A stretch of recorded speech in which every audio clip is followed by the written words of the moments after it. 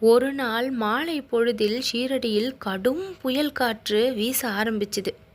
வானத்தில் கருமேகங்கள் எல்லாமே திரண்டு மின்னலும் இடியுமா இருந்தது. கடும் மழை கொட்ட தொடங்குது. சிறிது நேரத்திலேயே அந்த பகுதி முழுவதும் வெள்ளக்காடாக மாறுது. வீடுகளில் எல்லாம் வெள்ளம் புகுந்தது. மக்கள் மழை நிற்காதான்னு மனதில் வேண்டிக்கிட்டு இருந்தாங்க. மழை நிற்பது போலவே தெரியலை. ஷீரடியில் இருந்த மக்களும் விலங்குகளும் பறவைகளும் பாபாவின் துவாரகாமாயி மசூதியை நோக்கி படையெடுத்தாங்க.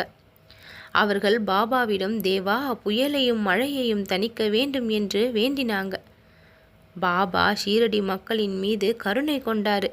உடனே பாபா எழுந்து மசூதியிலிருந்து வெளியே வந்து அதன் தாழ்வாரத்தில் நின்றபடி வானத்தை அண்ணாந்து பார்த்து, நிறுத்து, உன் சீற்றத்தை நிறுத்தி அடங்கு அப்படின்னு கர்ஜித்தார்.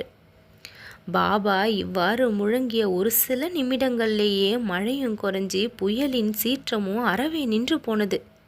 சிறிது நேரத்திலேயே மேகங்கள் விலகி வானத்தில் நிலவு தோன்ற ஷீரடி மக்கள் மனதில் அமைதியோடு வீடு திரும்பினாங்க.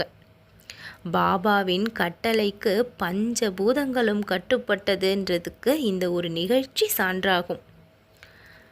பாபாவை நம்பினோர் எப்பொழுதும் கைவிடப்பட மாட்டார். ஓம் சாய்ராம்.